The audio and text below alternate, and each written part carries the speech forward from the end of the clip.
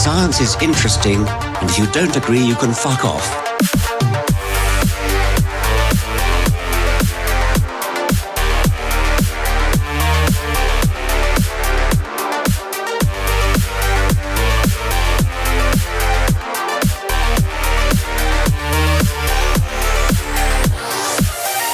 Welcome to the Darwin Digest, episode 45. This week we are discussing some of the more interesting inhabitants of the modern Western world.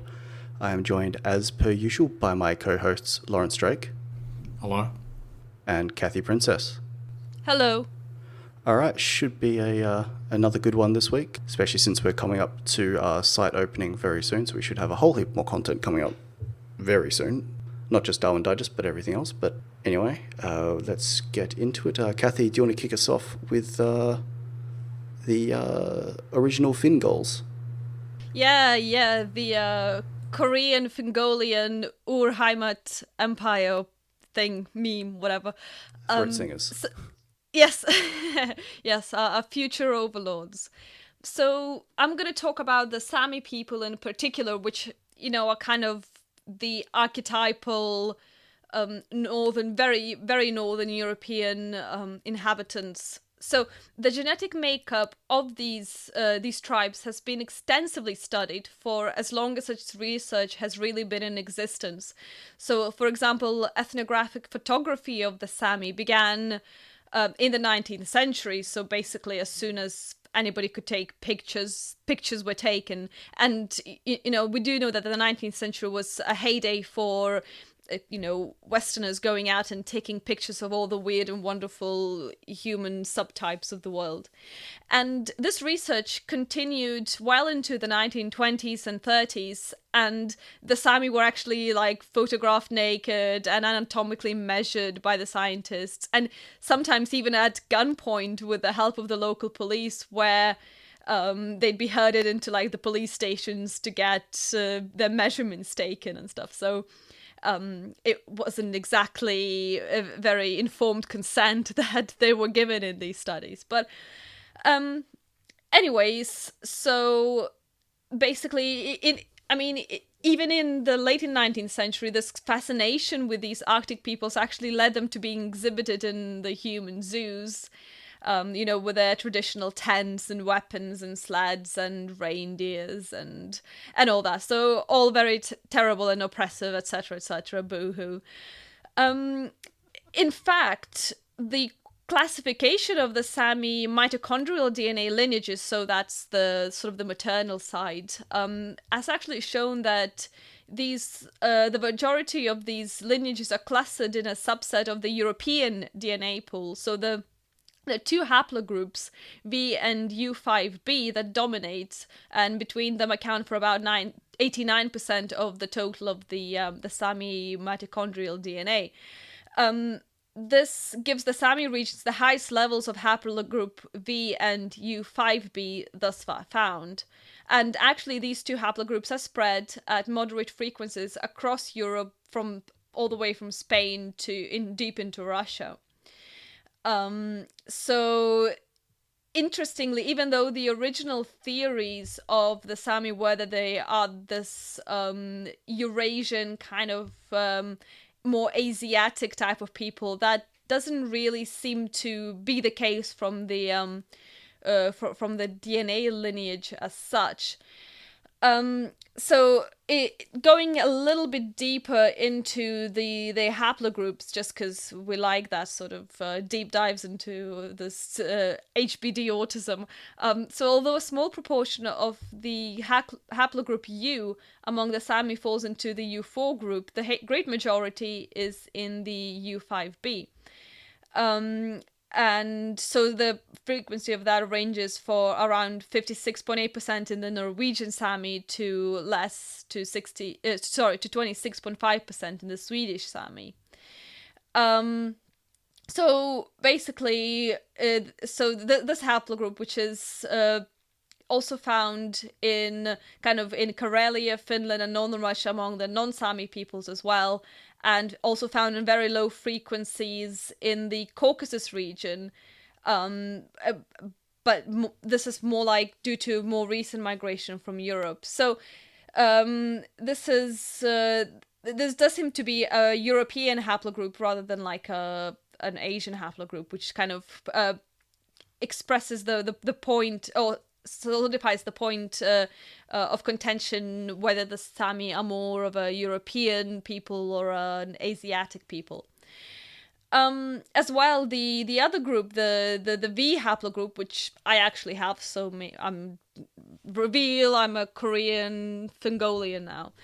So this haplogroup is basically the accounts for about 33 to 40% of the Sami. And is also found all across Europe as well, in Scandinavia and Eastern Europe, and to lesser extent in Western Europe and Southern Europe as well. So basically, I think the idea that these people are genetically quite closely related to the rest of Europeans. They aren't this very separate tribe. And so for the Y chromosome, because we have the patrilineal information as well. So N1C, I1, and R1A are the most common, with N1C being the most common, and then I1 and R1A, yeah, so these are as well quite common in sort of Eastern and Finland, and kind of into Western Russia haplogroup. So basically, they're just kind of the same people as everybody around them, I guess. But these two haplogroups have a distinct different linguistic distribution. So R1A is common among Eastern Europeans that speak Indo-European languages, and N1C correlates closely with the distribution of the Finno-Ugrian languages, and is, for example, N1C is common among the Finns and the Sami, while the haplogroup R1A is common among all the other people, the Swedes and sort of down into the Baltics and things like that. So yeah, it's interesting, and there's one explanation for the group, for the haplogroup I1. It's the most common haplogroup in Sweden, and in Sami is explained by immigration of men during the 14th century.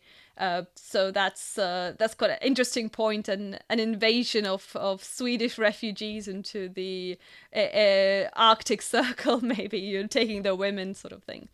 But yeah, I think the basic idea is that these people, although they do have the kind of distinctive look, and they have the very distinctive and quite primitive in the traditional sense, kind of very traditional cultures, they do seem to be European, and basically not only geographically but genetically as well. So yeah, do you guys have any comments on that? Well, just browsing a few pictures of the Sami, I think they're going to be the left's gotcha. Are these people white? Got you, haven't we? And certainly they look white to me. Well, some of them do. Some of them look more Mongolian.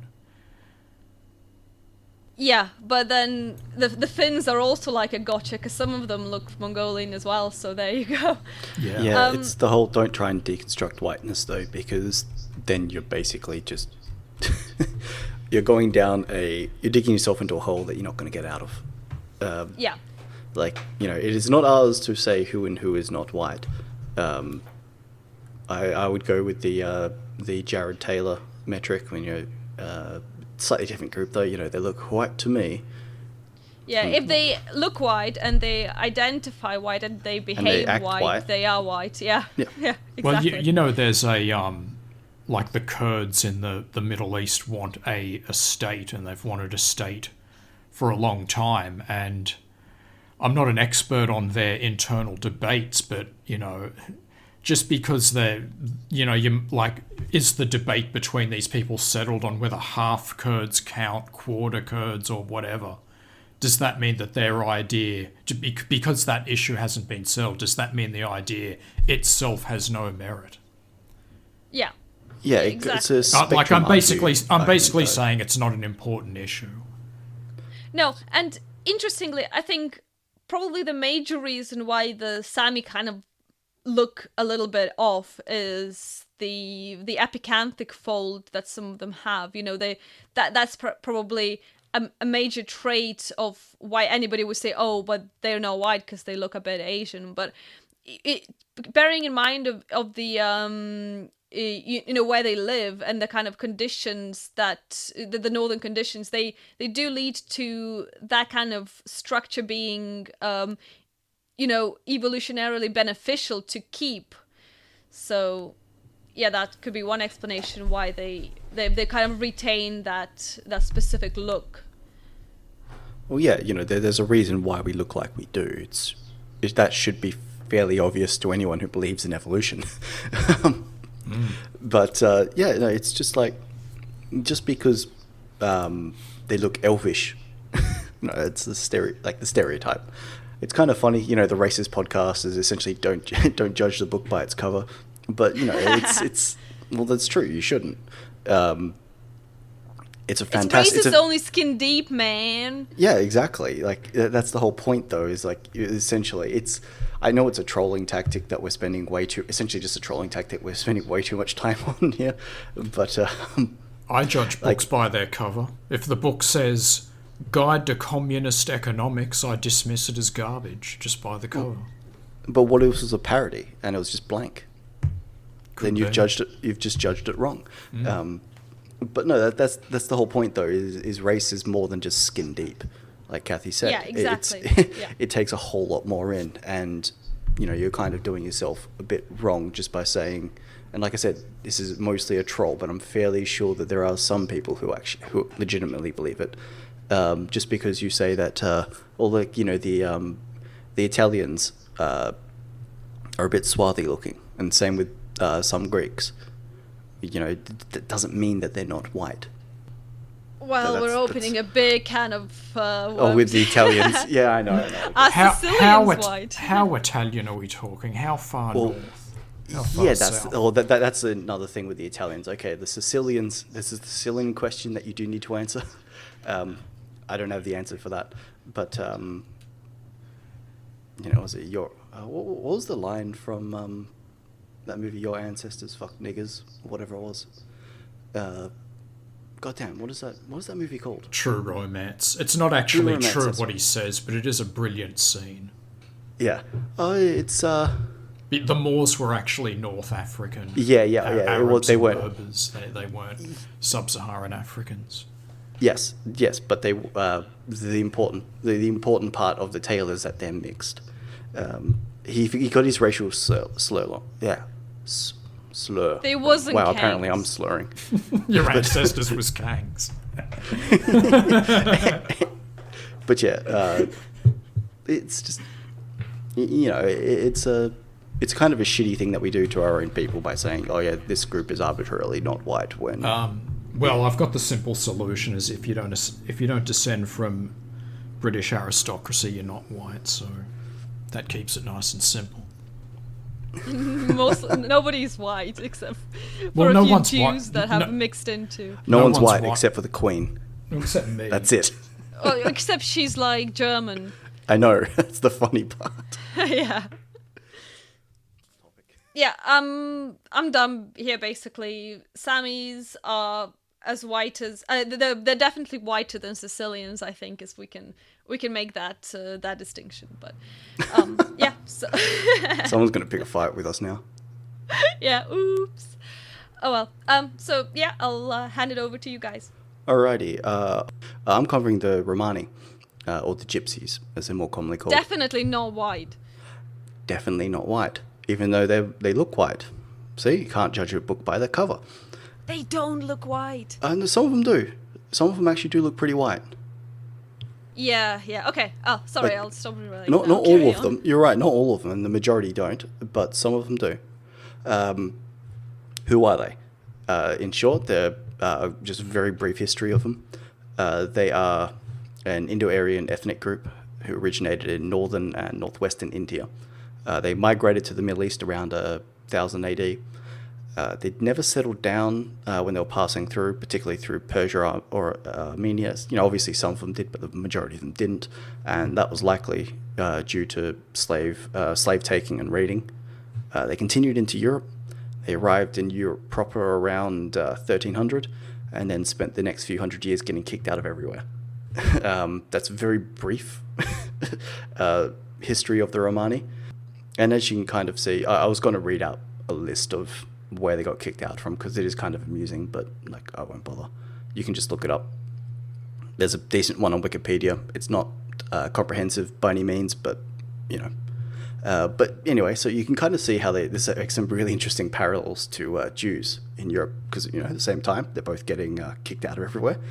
Jews do hold the high score for getting kicked out of places.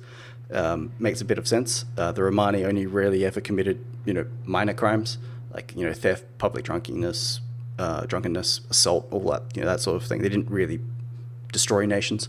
But yeah, so what is the demographic itself? Well, what are the interesting aspects of this particular demographic? Petr Bakalar wrote a article titled "The IQ of Gypsies in Central Europe." I'm going to be quoting very heavily from this because it's a fascinating read. Link will be in the description, but under the title "Social Achievements and IQ," subtitle, sorry. The school achievement of Gypsy children living in Czech and Slovak republics is very low, and it has been estimated that 62% of children attend special schools in comparison to 4.2% of their general population. Special schools being, special as a euphemism for mentally retarded, obviously, but just to be clear. Gypsy representation in higher education is negligible. In 1991, approximately 1% of the Gypsy population completed secondary school as compared to 23% of the non-Gypsy population. 0.3% of Gypsies have a university degree, compared with 7.2% of the non-Gypsy population. It is estimated that almost 80% of Gypsy adults have only basic education, and that is including those who have not finished, who have started but not finished. It seems that there is difference in IQ between the Gypsy and non-Gypsy population that cannot be fully explained by environmental factors, although the degree to which the difference is due to genetic as distinct from environmental factors is from a methodological point very difficult to measure. The main methodological obstacle is the absence of any matching control group of non-Gypsy students. The percent of Gypsy children in groups which tend to score low on IQ tests, example children who are orphanages and delinquents, is disproportionately high. So obviously, this is, they, as a wider group, they have some issues. But what is their actual IQ? For a variety of samples, the average IQ of adults is around 70. There's variation in terms of the countries assessed, but as a rule of thumb, the scores are around about two standard deviations below the local norms. This is sounding a lot like another demographic group. And I've got some actual tests, which I just need to bring up when I can find them, because it's on other tabs. Where are we? Gypsy intelligence. Here we go. So Romania, age 9. Sample size was 50. Average IQ was 56. Same country, same assessment. Age 28. Sample size 200. The average IQ was 60. That's a name I cannot really pronounce, but it was done in 1999. Rushton in Serbia in 2007 measured adults, and they had an average IQ of 70. The Czech Republic and Slovakia, by the previous author that I was quoting before, measured between 71 and 82 IQ, of sample size 33 to 178. 33 in Czech and Czech Republic, and 178 in Slovakia. Another one in Slovakia, ages 5 to 8, had an IQ of 83, which is a very, very interesting result. But what you can see there is they're all quite low. Even like the children ones, there was one abnormally high children's test. I don't actually know about that. I didn't notice that before. But more examples: verbal IQ of Roma men 68.5, women 64.8, Romanian men 91.8, and Romanian women 89.1. The performance IQ is 65.6 for Roma men, 60.1 for Roma women, 104.5 for Romanian men, and 96.8 for Romanian women. You can see like there's a general trend, like it's at least 2 standard deviations below for everyone, which is it's interesting that it's actually that low. It's actually African tier, which kind of makes sense from where they're from their origins. Petr gives 4 hypotheses for these potential differences. The first is the climate hypothesis, which is the original homeland of Gypsies is generally agreed to be in India. According to Lind and Van Hanen in 2002, populations from India have an overall mean IQ of 81 as opposed to a mean of 100 for populations in Northwest, West and Central Europe. However, India is home to a wide variety of different and largely non-intermarrying ethnic groups with a marked range of mental attributes, some with very high IQs. And it may be that Gypsies originated in one of the lower achieving elements of the very varied population. Although some authors, Kendrick 1998, Hancock 1987, have suggested, based on linguistic analysis, that the Gypsies originated in northwest India. Recent genetic work, a couple of Russian names, in 1999 conclude that the presence of there was a distortion in the digitization of the copy that I'm reading. But from the context, I'm thinking they're referring to a allele in the Duffy blood group, which is associated with malarial resistance, specifically resistance to Plasmodium vivax, which is that's the particular type of malaria that's endemic throughout India. The presence of that allele in high frequency among Gypsies provide evidence that the origin of this population in the Indian subcontinent is to be sought in hot areas where malaria is present.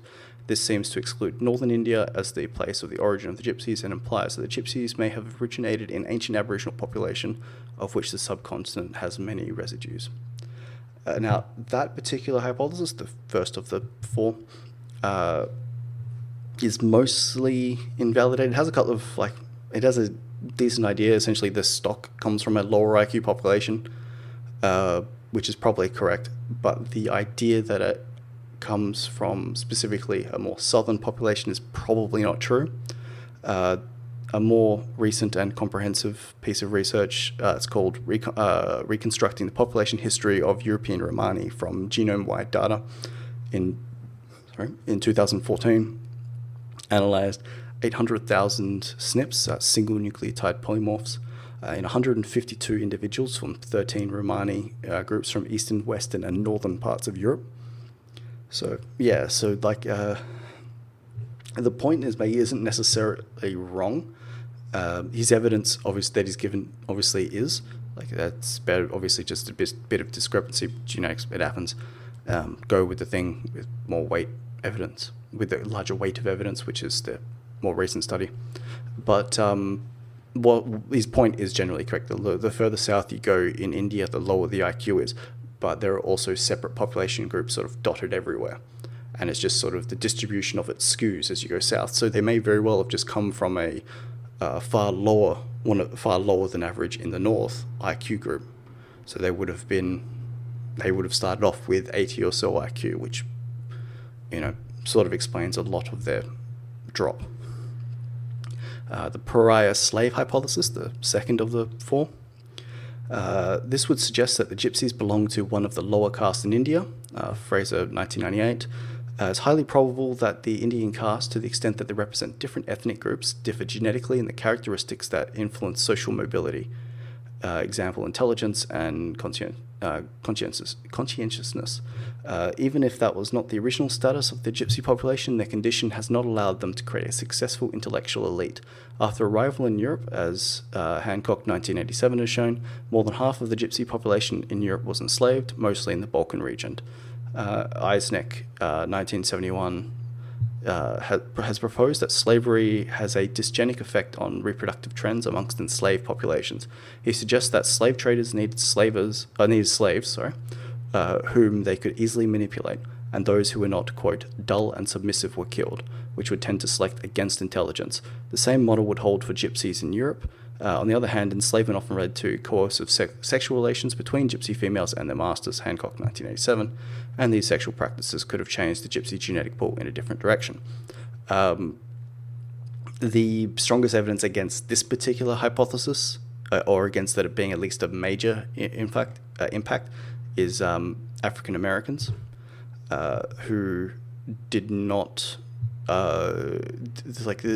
when they were taken from Africa into the Americas, their average IQ did not drop, and in fact it went up because of inbreeding. Now you can argue there may be different amounts and all that sort of thing, but that's the example that we've got to go with. So that would argue against this being the case, but there could be an effect there. The negative assimilation hypothesis is number 3. Ricken in 1998 argued that there's been a trend for better adapted gypsies to assimilate into non-gypsy populations.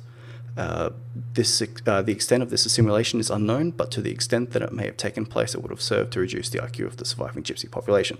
So this kind of makes sense because there was a lot of pressure for gypsies to integrate into populations at particular times. So in 1740 to 1789, the Habsburg monarchy under Maria Theresa, 1740 to 1780, issued a series of decrees to try and force Romani to permanently settle. They removed the rights to horse and wagon ownership in 1975, renamed them as new citizens, and forced Romani boys into military service if they had no trade in 1761. They forced them to register with local authorities in 1767 and prohibited marriages. It goes on. But you see there were quite a few attempts to force them to actually settle down. And so you can kind of imagine that the better adjusted ones, the higher IQ ones, would have actually settled down and left that group. So it's the same sort of thing with brain drain that we see in parts of Asia and Africa, where the smart Africans and the smart Asians in the lower IQ parts of Asia move to the West, and so they're not there to keep that population, to keep that group going as the higher IQ elite. So that could very well be a factor. How large it is, like it says, we can't really say. The fourth is inbreeding depression. Consanguineous marriages are much more common in the gypsy population than in the majority society. Ferrick et al., 1987. This could result in inbreeding depression that reduced intellectual ability. Jensen, 1999. Basically what it sounds like. Incest causes problems, and one of those problems is a lower IQ, so that could have a impact there. So none of these are really mutually exclusive out of the 4, and they're probably all correct to one degree or another. How much each of them has an impact is a question to ask, and which one has the greatest impact. But another question to ask is how much of this IQ comes from other factors, unknown ones, and that's something we don't really know. Do you guys have any thoughts with that? Well, in general,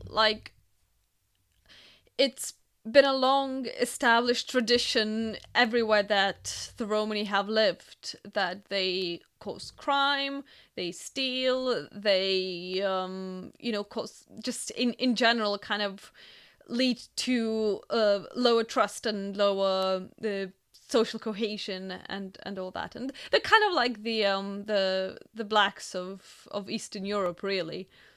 It's interesting to know the kind of ways that the people have been trying to get to grips with them and control them and try and integrate them really into regular European society, and how unsuccessful that has been. And there's no way it can be successful. It's just they're just not cut out for it. So no, like I said, and that's the thing, is that you will have that top 1 to 10% of them who are actually able to integrate and who realize they're going to get a better life if they do so, and they do so, and then they no longer are counted as gypsies.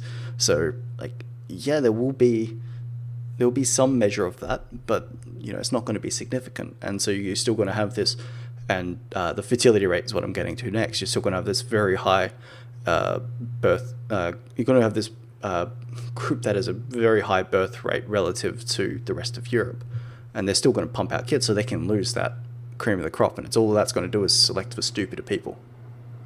And so you're going to just get stupider and stupider people who are going to be more likely to resort to violence.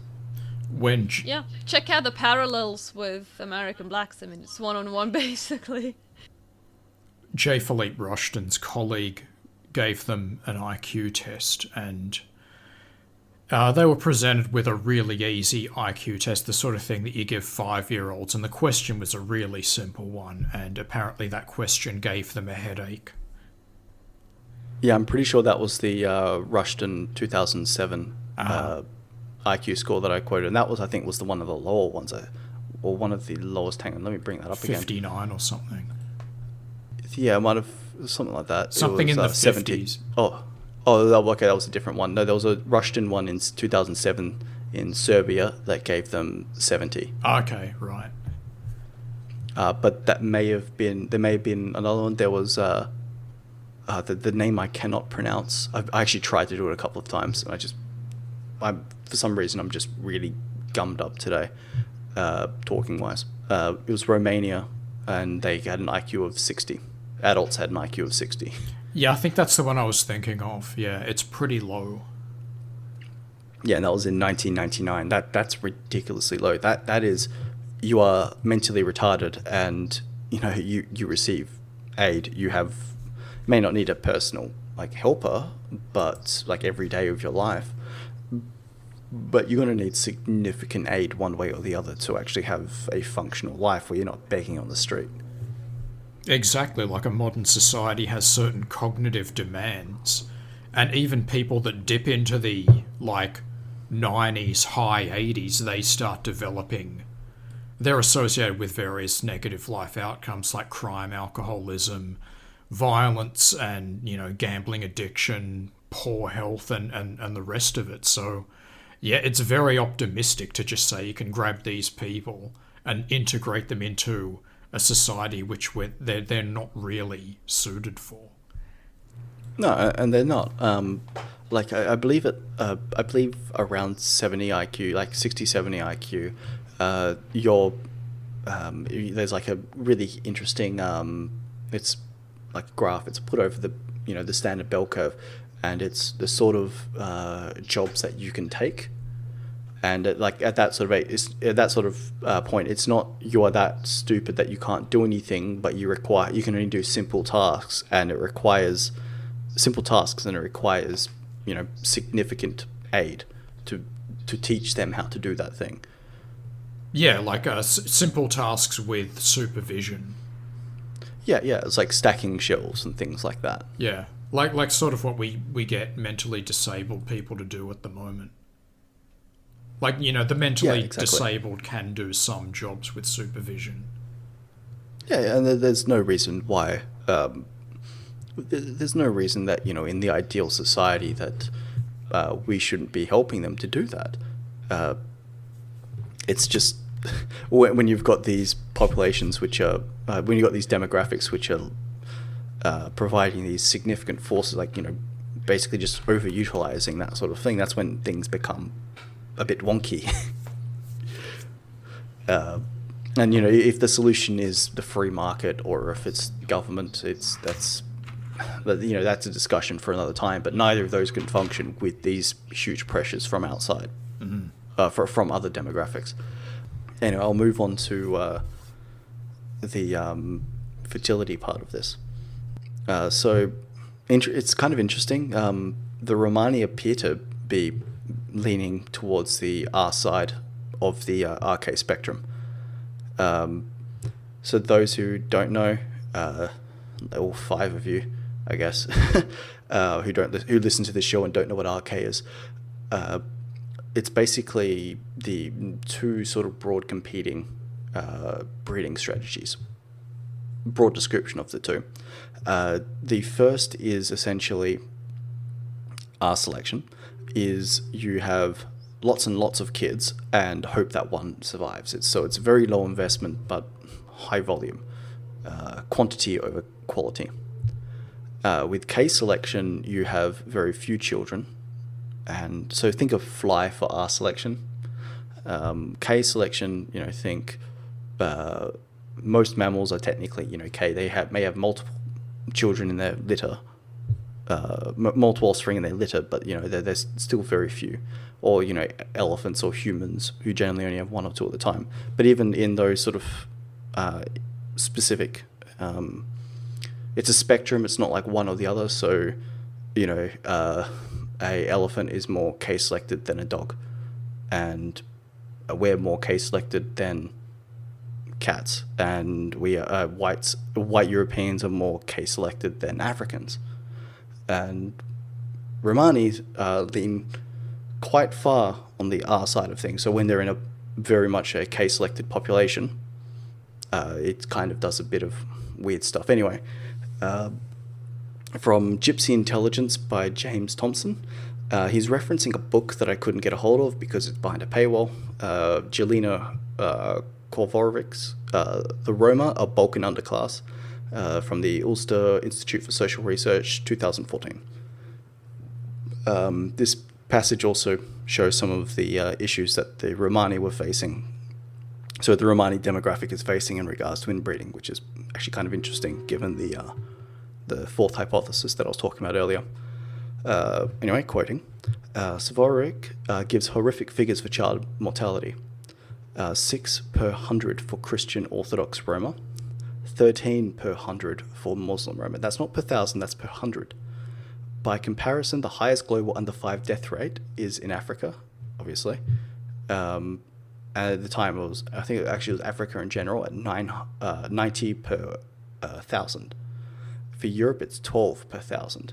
So, when you make those equivalent, that's 130 per 1,000 for Muslim Roma, and obviously 60 per 1,000 for Christian Roma. This is a huge number.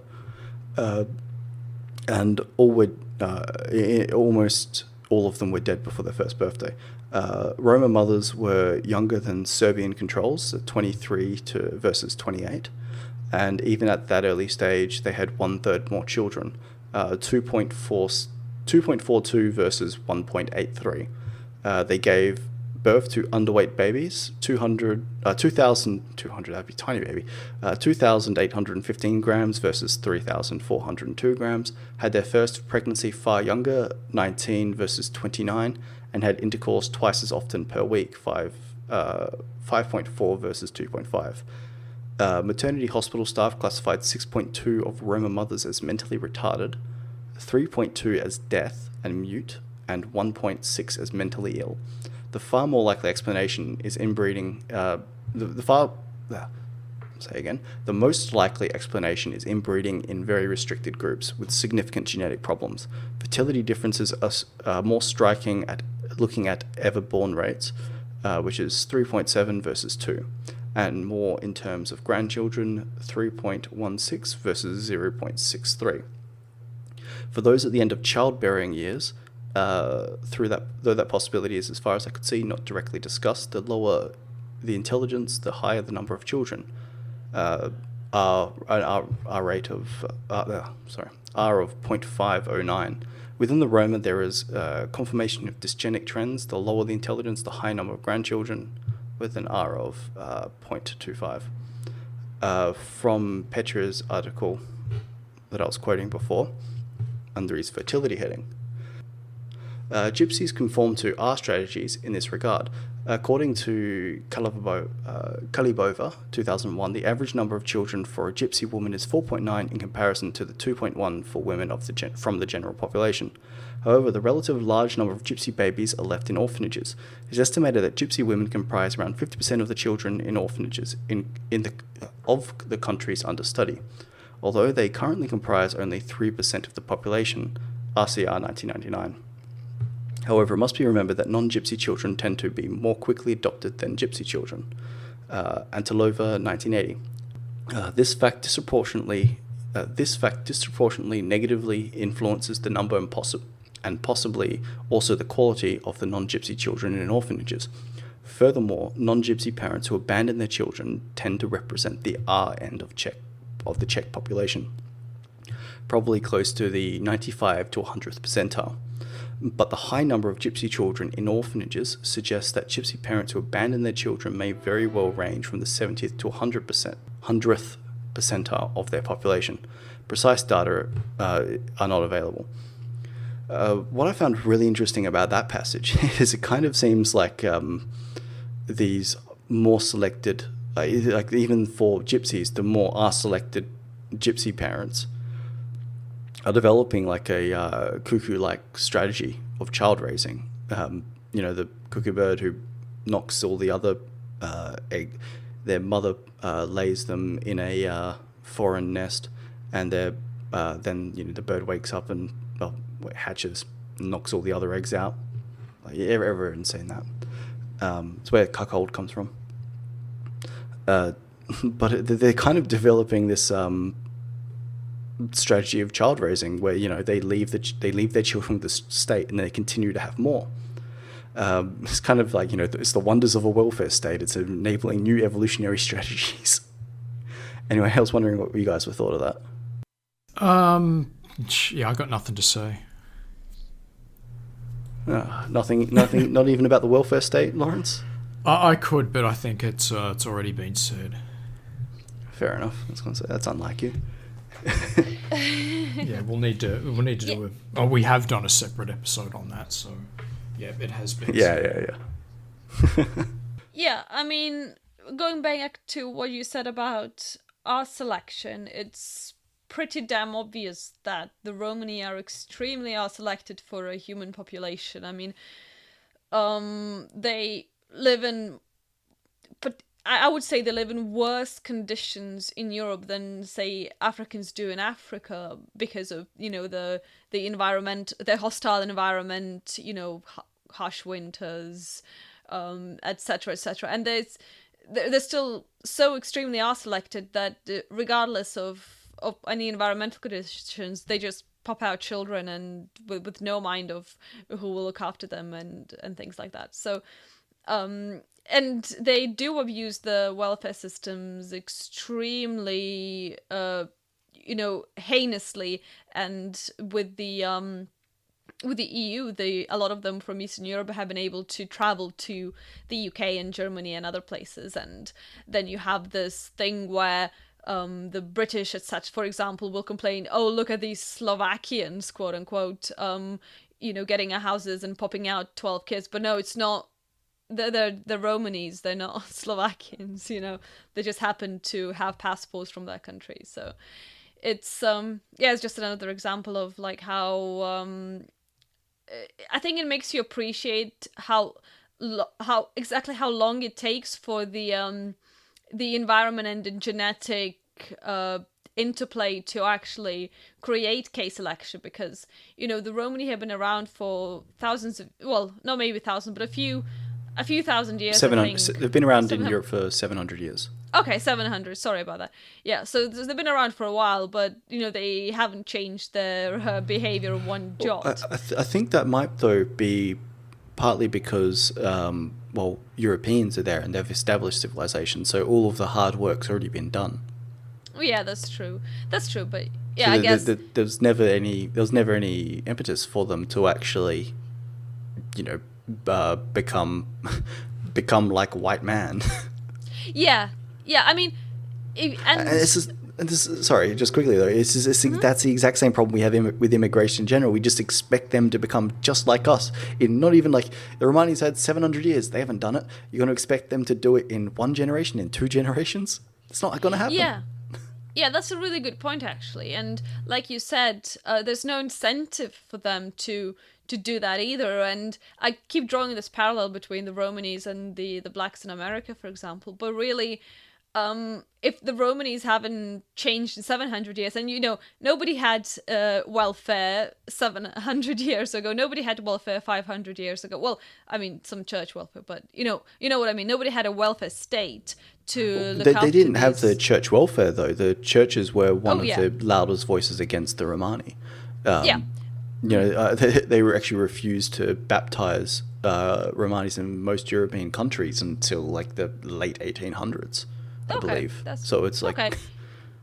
Yeah, well, that just kind of makes my point more salient. That's I was trying to amplify you. Yeah. That amplifies the point that I'm trying to make, which is that there is no hope, I think, of getting any of these are selected populations that we've imported or that have been thrust upon us, rather, to become like us in any kind of feasible length of time, especially now that there is absolutely no incentive for them to do so. The only example that we've got of people becoming like us is us. when we started moving further north into like the further into Europe, when we first spread there, and we had to adapt and change, and we had to master the land and all of that stuff. You can go on a big larpy speech about that, but I won't. That's the only example of that sort of adjustment that we have is us doing it in the first place. That took we don't know how long. Like the dates are a bit funky, but like at least 4 to 5,000 years of that's when things really kicked off in Europe, or started kicking off in Europe. We've done, we've sort of been building up for at least that long properly, but and it was this intense pressure, from the environment to guide our evolution in a certain pattern, which just doesn't exist anymore. So the only way you're going to get the same result from Africans or from Gypsies or from anyone is to put them through the same sort of thing. So unless you're suggesting shipping them off to Siberia for a couple of thousand years, like, it's not going to happen. It's amusing, it's an amusing idea, but,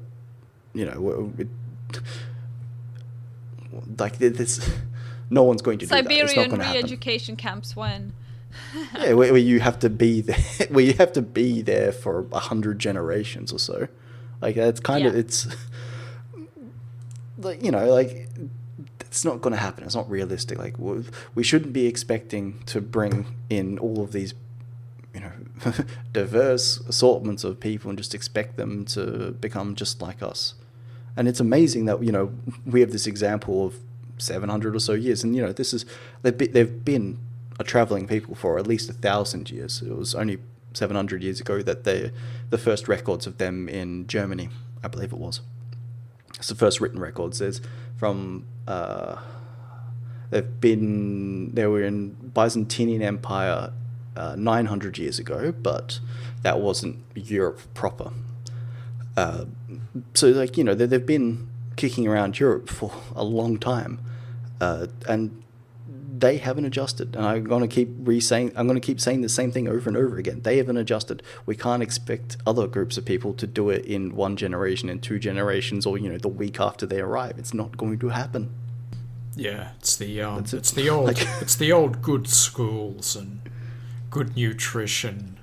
They think that's going to solve everything. This is something that pisses me off, because you give, most people living in Africa don't have a very good diet. They haven't received a very good education. If you give them a good diet and a good education, their IQ will go up, from birth, obviously. I'm talking, actual education from childhood and good diet and all that. Their IQ as a population will go up significantly. It's still not going to be anywhere near as high as it is in Europe. Like, it's that there is an environmental bit at play here, but it's not like you're not going to gain 30, 40 IQ points just by having a good diet. It's not going to happen. You might get an increase of 4 or 5 IQ points. Like, I wouldn't be surprised to see that sort of number, but a 60 IQ population going up 5 points puts them at 65. That's still a long way from 100. Yeah. I mean, the absolutists on the issue are the sort of genetic denier position, the liberal position, where they say it's the creationists. It's all environment. Like, there is no genetic contribution whatsoever, which is absurd. If there's no genetic contribution, then that would mean if you raised people identically to how Mozart was raised, then everyone can potentially be a Mozart. Now, that's obviously ridiculous. So if you accept that that's ridiculous, you have to accept a major genetic inheritable component to intelligence and behavior. Well, it should be like the idea that it's purely environmental is kind of retarded, like on its head retarded. If you take the most egregious example of this, would be something like horoscopes, in which case, you know, the environment is your stars, and there's only, how many horoscopes are there? Like 10 or so permutations of what you can have, however many horoscopes there are. And that means that, you know, however many, like, you know, say if there's only 10 horoscopes, I don't actually know how many there are. That means like 10% of the entire population shares your exact same fate. And like, think about how many people have virtually identical upbringings. They don't have the same outcomes. It should be like this should be on its face, like blatantly obvious. But like, yeah, I think that some liberals can accept that individual differences have genetic variation behind them, but they don't accept group differences have a genetic variation. That's a really weird path of logic, because that's the way that most of them go, is that, oh yeah, this explains why this person's really smart. They've got these smart genes, or, you know, they're really fast because they've got these genes that make them faster. Like, oh yeah, that makes a lot of sense. And these genes are, you know, racially distributed. Oh, but like, you know, that doesn't mean that if you pick a particular African, they're going to be faster. Like that's where the, you know, so obviously, like, you know, this quote unquote speed gene is in African populations. Pick a random African, and what they say is their thought process is, if this gene is, or allele, probably more likely, if this allele, it has a higher probability of, or a more significant slice of the genetic distribution is, you know, this particular demographic, then like it does, just because like that is the case, then it therefore must mean that every single member of that demographic has that particular allele, and has that particular has that particular phenotype. And if there is a single example that shows that it is in fact not the case, then it is not true. It can't be true. And it's just such a weird way. It's like, no, we're talking like probability distributions. There is a non-zero chance that yes, there will be blacks who are smart. There will be one. I think I actually, on one of the previous episodes, I actually worked out the likelihood of it. And there was like, you know, in the population there was like 1 or 2 blacks with a 130 plus IQ, statistically likely to be. Like, just because they exist doesn't mean that every single black has that IQ. Yes. Like, averages, that's just averages and distributions. That's what we're talking about. And well, if your brain is conditioned with all this egalitarian nonsense, then you're just not going to put in the effort to understanding a concept, even if it is a pretty simple one of just, you know, a bell curve. I think that people's indoctrination makes them a bit lazy, and they don't want to like actually put in the effort to actually digest the argument that's put forward to them. I don't think it makes them lazy. It's like active effort to ignore it. Like when I talk to people who are like that, they don't just say, "Oh yeah, I'll look it up later," and just never get around to it because they're too busy watching TV or something. Like the ones who will forget about it will actually engage with you, and then just, you know, just sort of not really bother to take it up because they just don't care. But like the ones who will actively disagree with you, if they put effort into sort of ignoring reality. Yeah, well, it's a major faux pas to sort of acknowledge this sort of thing, and it's kind of a marker of like low social status, and I think people are very conscious of social status. So, you know, that's why the word racist gets thrown around a lot, because racism is a marker of low status, and if you just call someone a name that designates them low status, well, you can avoid having to deal with the actual argument. You just Yeah, and push that's these actually- people into an out group. And that's something that the alt-right has done really well with, the sort of, the racist and Nazi slurs, or using them as pejoratives. Is, they've sort of embraced them and just been like, yeah, okay, what about it? And that has just completely negated like 90% of the left's ability to argue, which is, it's really good. Anyway, I think we should probably move on to your bit, Lawrence. Yeah, okay. So I'm going to be talking about Indians, and when I say Indians, I mean American Indians. And, like American Indians, Native Americans. I find Indian just easier to say, so that's what I'll be calling them. They're called Indians because apparently they were, when Columbus was sailing to America, he thought he was in India, so that's why the name stuck. And of course there's a huge contention over that, but, I grew up saying Indians, and Indians is easier to say, so that works for me pretty well. There's, a lot of the information on the web is like pretty terrible. I was looking for information and I got a lot of, anthropology and the effects on Indians and these sort of liberal arts, like, how anthropology is racist and stuff like that. Not a lot of good, solid information in a nice, neat package about, just the basic anthropology, history, customs, and genetics. So, I did find some stuff. I actually found Wikipedia was one of the better sources on this, but I'm not just going to crib Wikipedia because, people can go and look that up themselves. So I did find some stuff, but I'll be keeping it fairly simple. Like, maybe this is even a bit insulting to some people. Like, I think Americans might know a bit more about it than people in Australia or England learn about the Indians, but I will be sticking mostly to the basics, and that leaves me a bit of time to tell some stories that I think are pretty interesting. So, from the top, based on genetic studies, it's determined that a population migrated from southern Siberia towards the Bering Land Bridge about 30,000 years ago. And the Bering Land Bridge is a land bridge which did connect Siberia with Alaska. And now they're separated, but at the time they were connected via this land bridge. And they migrated from that region into North America about 16,000 years ago. And it was previously thought that this population passed from the Bering Strait to South America through an ice-free corridor in Western Canada, and that this population then became the Clovis, who were known for hunting the mammoth to extinction. It's now thought that the migration patterns are actually a bit more complex. And from the beginning you have that, of course, a dispersal from Africa into Eurasia about 50 and 100,000 years ago.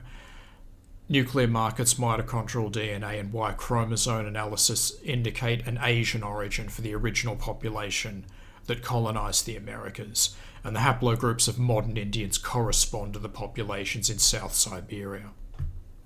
So this naturally leads to the question of when these Asian populations diverged into what is now known as the American Indians. And recent calculations put it to about between 20 and 30,000 years ago. Subgroups of haplogroup C1 are found in the North, Central and South Americans, which apparently coalesced around between 16 and 11,000 years ago, which indicates that colonisation south of the continental ice sheets occurred after the Asian and American Indian divergence. Now, there are differences in the skull shapes of the Paleo-American remains, such as Kennewick, and more recent population groups that have been found. Originally, this was interpreted as an original wave of migration of these paleo populations that was then replaced by the modern American Indians. But the more modern genetic studies find that all populations descend from a common founding population and a single migration. And with the difference in skull shapes being differences due to natural selection and genetic drift, rather than separate migrationary groups. In terms of the archaeological evidence, the Yana RHS site, which is an archaeological site along the Yana River in Siberia, they have found tools made from rhinoceros horn and mammoth ivory, which is pretty sophisticated upper Paleolithic technology. And these come from a settlement that dates about 32,000 years ago. And they were considered the possible colonizers into Beringia. And the current model is that Alaska had several late glacial populations. Now, the Clovis are accepted as the forerunners to the American Indians. The Clovis are people who expanded rapidly across North America about 13,000 years ago. And they were hunter-gatherers, so they're on the move a lot. So the sort of tools you're looking at have multiple functions, tools and weapons, tools that do various things because they want something that's compact that they can move around with.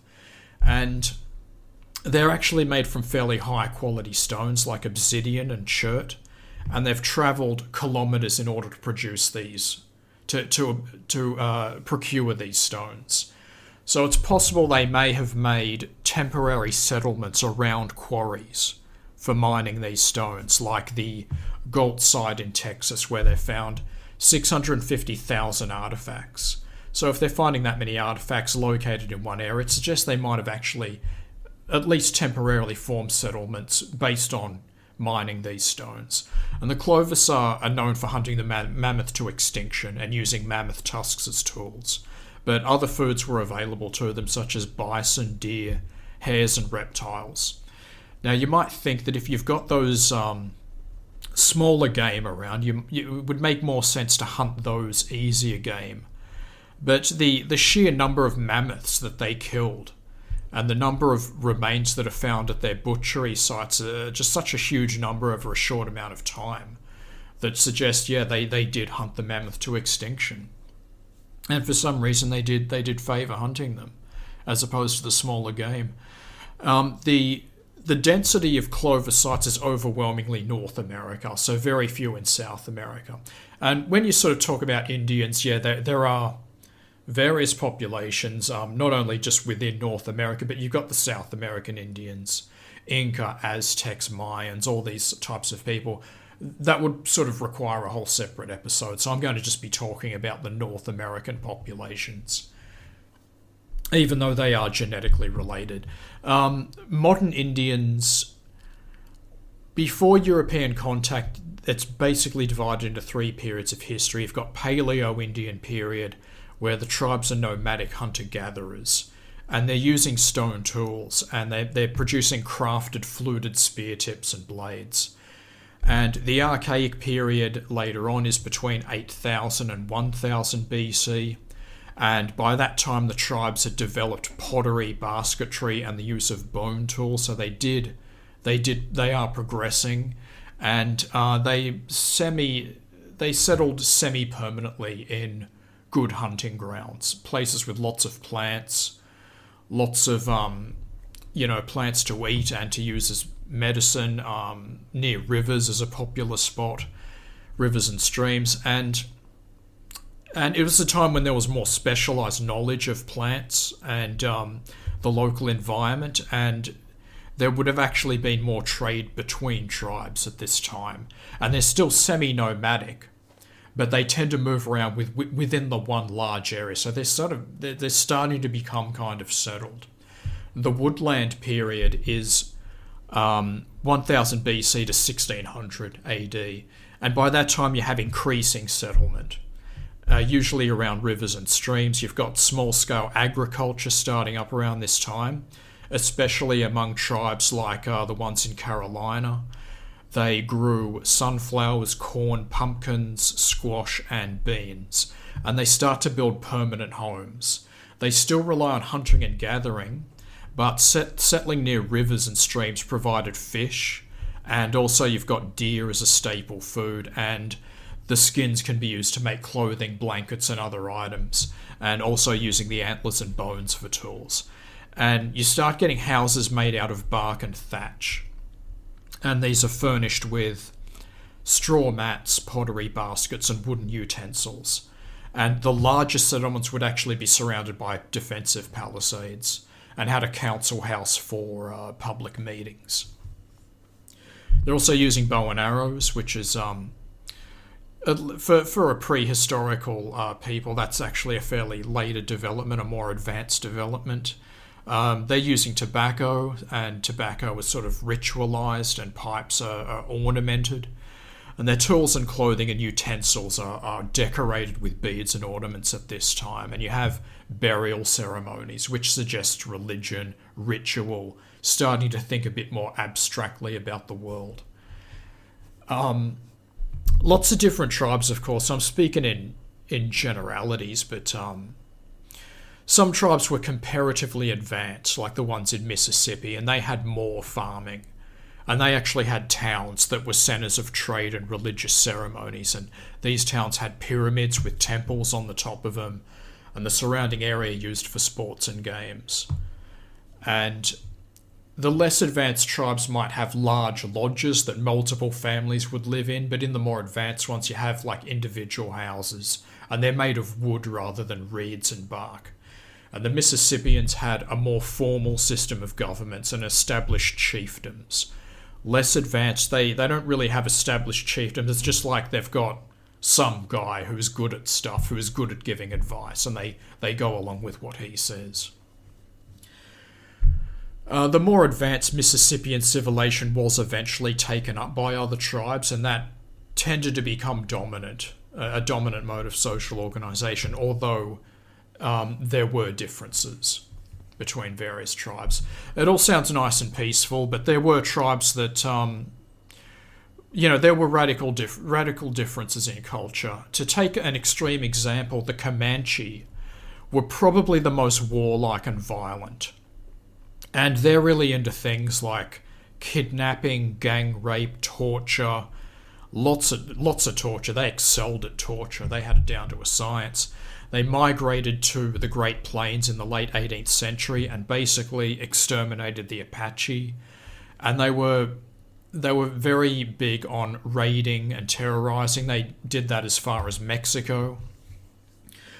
The historian T.R. Fehrenbach, author of Comanche, The History of a People, he tells of a raid on an early settler family called the Parkers, who with other families had set up a stockade known as Fort Parker. In 1836, 100 mounted Comanche warriors appeared outside the fort's walls, one of them waving a white flag to trick the Parkers, and, quote, Benjamin Parker went outside the gate to parley with the Comanche, he says. The people inside the fort saw the riders suddenly surround him and drive their lances into him. Then with loud whoops, mounted warriors dashed for the gate. Silius Parker was cut down before he could bar their entry. Horsemen poured inside the walls. Survivors described the slaughter. The two Frosts, father and son, died in front of the women. Elder John Parker, his wife Granny, and the others tried to flee. The warriors scattered and rode them down. John Parker was pinned to the ground. He was scalped and had his genitals ripped off. Then he was killed. Granny Parker was stripped and fixed to the earth with a lance driven through her flesh. Several warriors raped her while she screamed. Silius Parker's wife Lucy fled through the gate with her 4 small children, but the Comanche overtook them near the river. They threw her and the 4 children over their horses to take them as captives. So intimidating was Comanche cruelty, almost all raids by Indians were blamed on them. Texans, Mexicans, and other Indians living in the region all developed a particular dread of the full moon, still known as a Comanche moon in Texas, because that was when the Comanche came for cattle, horses, and captives. So they were bad news, real bad news. The Texas Rangers were formed in 1823 to combat the Comanches, and at first the Rangers actually did badly in their skirmishes with the Comanche, because the Comanche were expert horsemen. Now, the popular image of Indians is like an Indian on a horse, but horses are not native to North America. The Spanish brought them in when they colonized South America.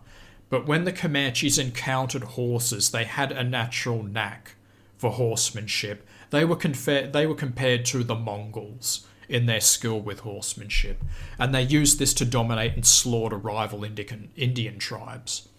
But when the Colt revolver was invented, the Rangers started using that, and that turned the tables on the Comanche. And this culminated in the Red River War of 1874, where the full might of the US Army crushed them. And the interesting thing is, the Comanche, because of their predilection for raping captives, some Comanche were actually half white or Mexican. And some of those half-whites actually raised to high positions in the tribe. And some members were actually full white because, they captured children and, it was pretty rare, but occasionally one of them would grow up and pass through their coming-of-age rituals and become full members of the tribe. And some of them even became high-ranked members. So we was Comanches and shit. Going back to the first British settlement in North America, now we're going back to 1607. Here's a little story that I took from a talk that Jared Taylor gave at Hans Hermann Hoppe's Property and Freedom Society meeting. So instead of cribbing his whole talk, I'll just give you the Cliff's Notes, and people can go and look up this talk for themselves, which is a really interesting one. And I'll give you guys the link in a sec. So the first British settlement in North America was Jamestown in the colony of Virginia in 1607. And they settled the colony because they didn't just turn up, let's go and kill some Indians for no reason. What they were interested in was gold. Where the gold at? Like news reached Europe that there was a continent full of gold. So that the Spanish and the British raced to see who'd get there first. And the Spanish went south. The British went north, and the Spanish probably ended up laughing because they were sending shiploads of gold back to Spain because South America's where all the gold is at. And Jamestown is just this, swamp. So Spain got all the gold, Britain got a nice swamp, so they were probably laughing about that. But, as we all know, the British Empire ended up being the dominant empire for the next 500 years or so, and not the Spanish. Although you could be forgiven if you were a man from Mars coming down to Earth at this time. You'd think, oh, well, it's all wrapped up. The Spanish are going to dominate. Didn't end up happening.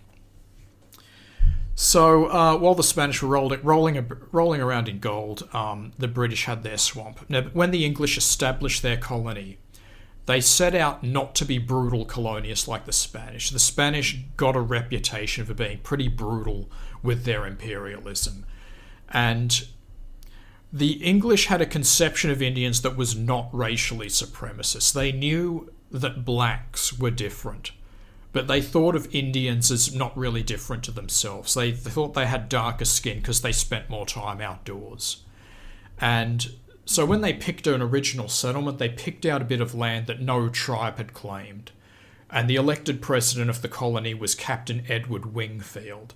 And he decided that they're not going to build any fortifications or train in arms because their intentions are so peaceful. And they made contact with some Indian tribes, most of it peaceful, some of it was tense. And after 2 weeks, so, just when they're getting started, a tribe of Indians attacks the camp with the intent of wiping out the settlers.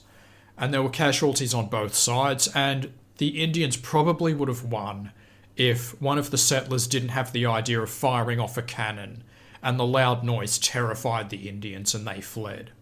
And after that, Wingfield built the famous 3-sided stockade that is pretty iconic of the time.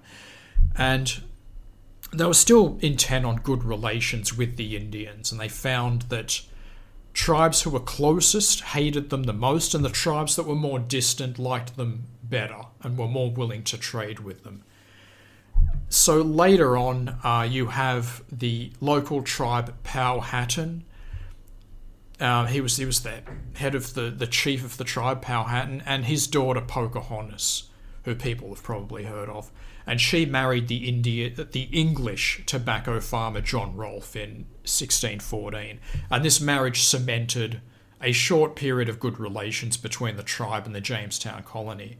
At this time, John Thorpe was the head of the colony, and he intended to continue a policy of peaceful relations with the Indians. But after Powhatan died, his successor, Ober-Chunkanor, didn't have any sort of marriage alliance with the English, so he said, yeah, let's just go and wipe them out. And at the time, the Indians were actually working side by side on farms and in workshops with the English, but Oba-Chunkanor sent out a secret message passed around through the Indians, said on a certain day, we're going to rise up and kill the British. And the main settlement of Jamestown was luckily warned about this ahead of time, and they were able to prevent the uprising. But by this time, the settlement had spread out a bit, and there were surrounding settlements around Jamestown, and those surrounding settlements were taken by surprise. The Indians killed about 400 colonists, which was about 1/3 of their number. And they even captured and tortured John Thorpe to death. And he was previously very solicitous to the Indians. If English dogs barked at Indians, he had the dogs hung for offending them, and it turned out all of that was in vain. They captured him and tortured him to death. And by that time, the British thought they'd had enough, and they went on their own war, and they killed a lot of Indians.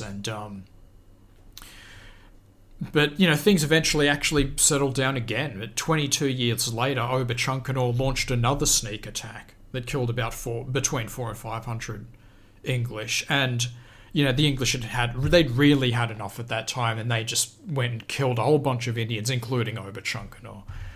So that ends that story. I'll put up some links. Some good stuff there that people should check out. Yeah, I'll put them in the notes. So, that's it from me, yeah. I'm wondering why I didn't hear about any smallpox blankets. We talked about that on another episode. That comes from a guy called Ward Churchill, and he's a white guy who decided he'd pretend to be an Indian so he could take advantage of a university's affirmative action hiring policy, and he was hired to a professorship despite having no PhD and no preliminary teaching experience, and he was just able to write nonsense. He was big into popularising that. That guy's a real piece of work. He actually said that the victims of the 9/11 terrorist attacks deserved to be killed. And so he was nasty.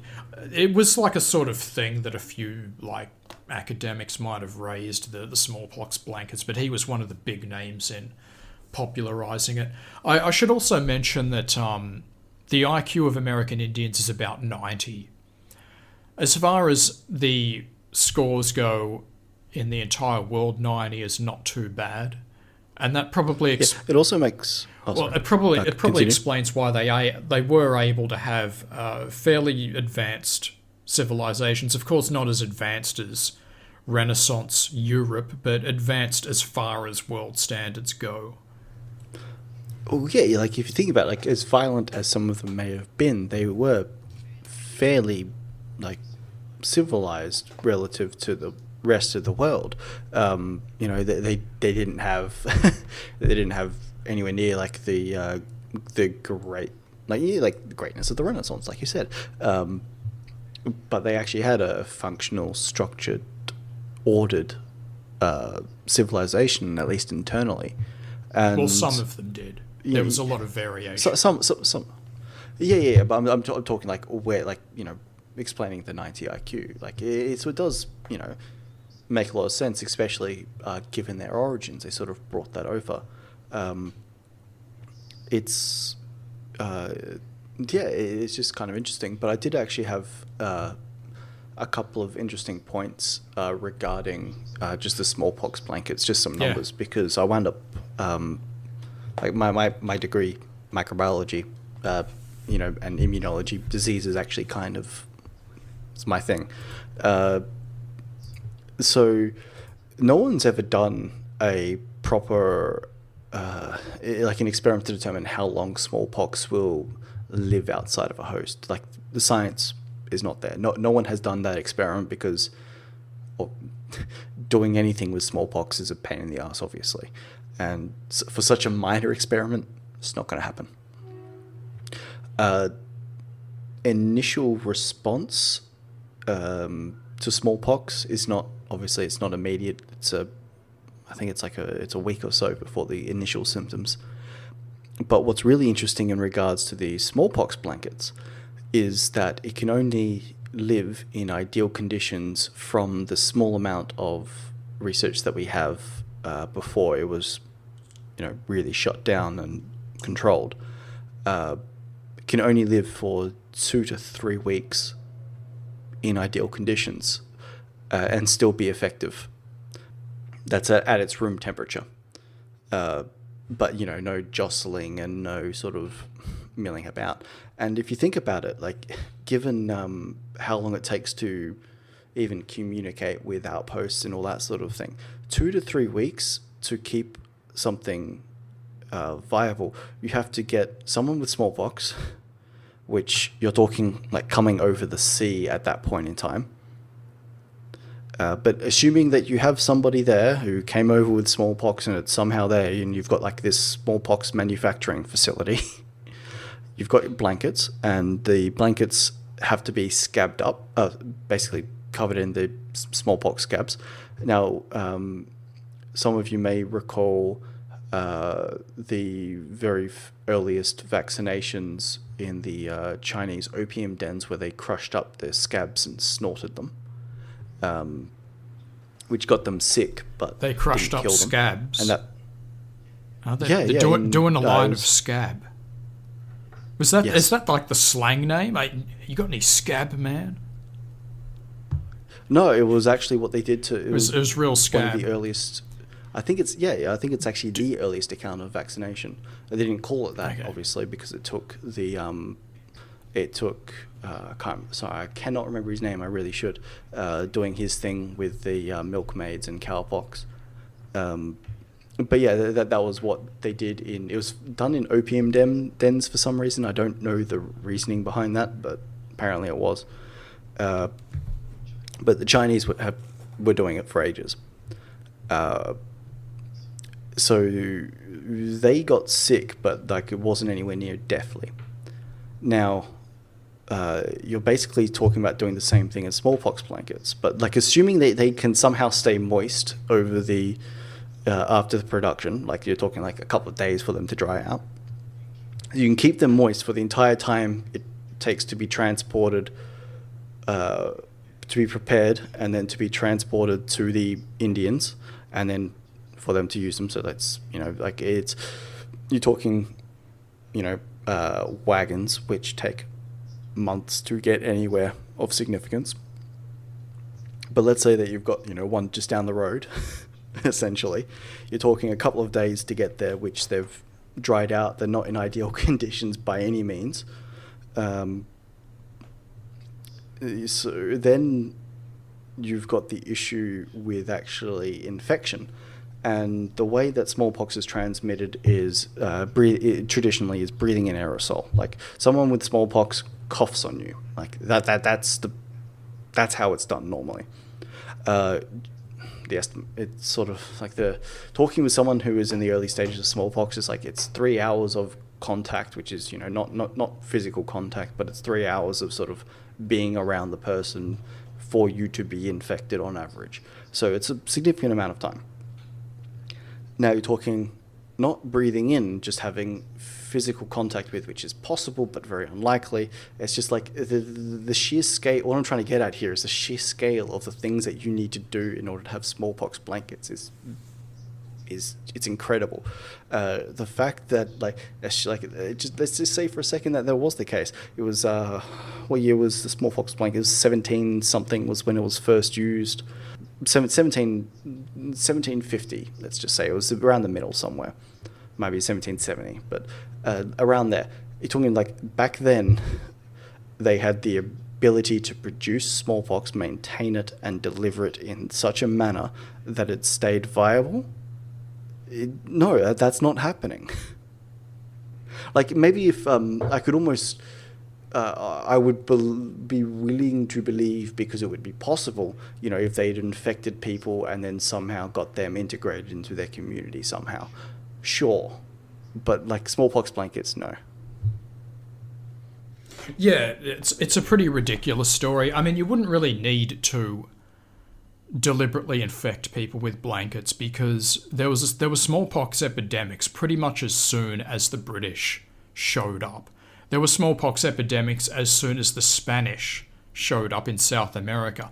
That's why a couple of thousand Spanish conquistadors were able to dominate an empire of millions of people.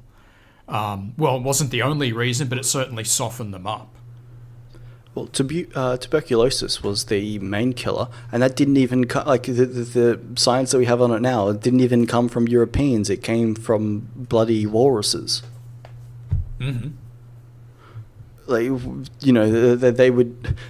It was a coincidence. Echo. Apparently, that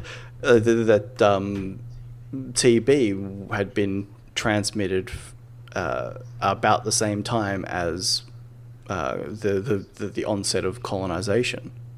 1763 was the year that it was first used as a bioweapon, apparently, by the Spanish. But yeah, it was smallpox was, but tuberculosis was.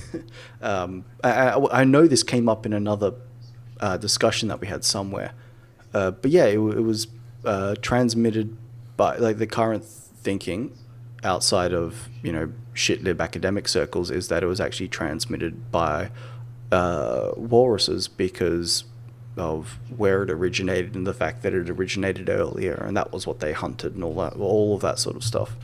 Is syphilis a New World disease, or is that just a meme? I think it is a new. No, I think that was some.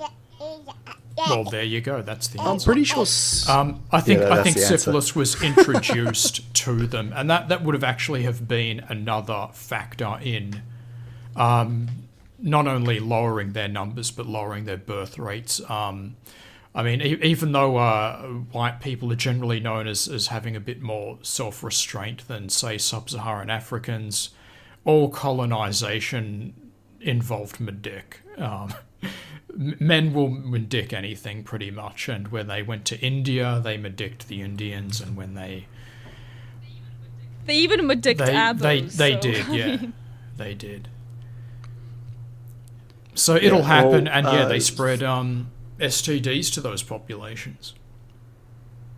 Well, so the thing is, like, syphilis has been described at least since Hippocrates in classical Greece. Or at least he described something very, very similar.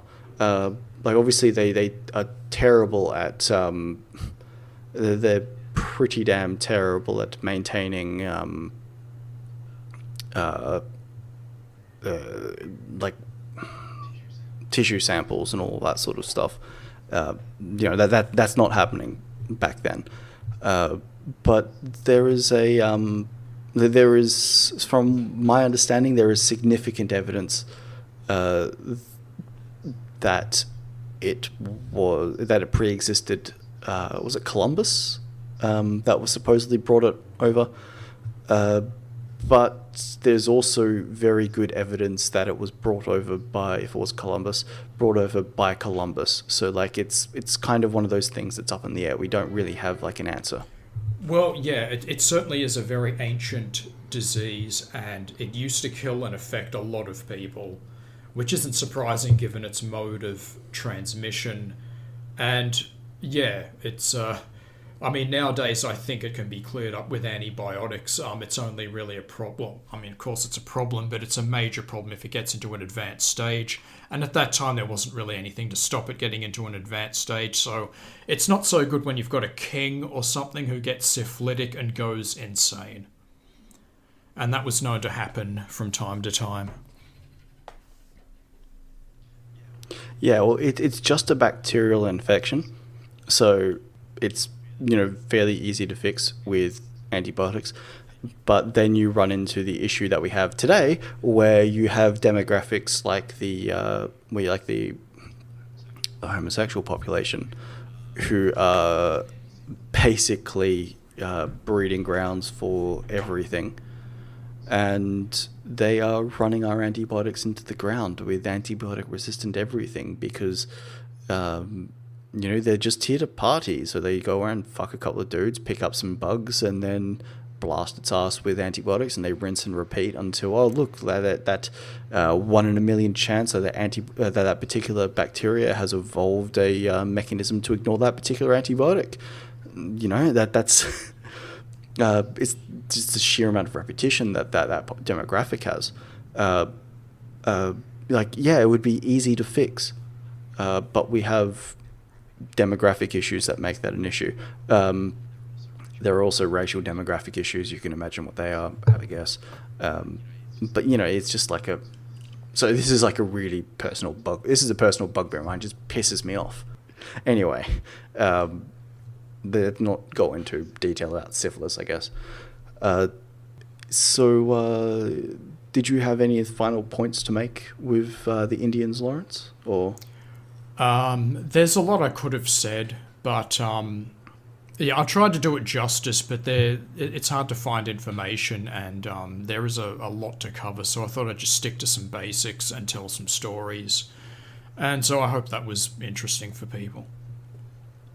But I recommend if you're interested, check out the Wikipedia page and check out those links, because there's some good stuff there. Check out the Jared Taylor talk as well. Yeah, well, the Wikipedia is generally pretty good with,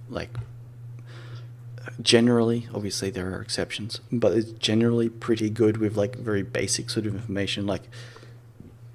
Here is a general historical outline, all that. It does quite well. It's when things get political or a bit nitty-gritty that there's issues. Yeah. Anyway, I think probably wrap up here. Yeah. Cool. I guess we'll see you next week. Next week we are going to be covering the Africans that we didn't cover last time. That we didn't cover last week. Last week. The north-south, the northeast and west Africans. And then we'll continue on after that with our crusade across the races, I guess. But anyway, that'll be next week or next time next time the episode comes out. But this has been episode 45 of the Darwin Digest, where we've been discussing the natives, some interesting racial groups across the modern Western world. So see you next week. Bye.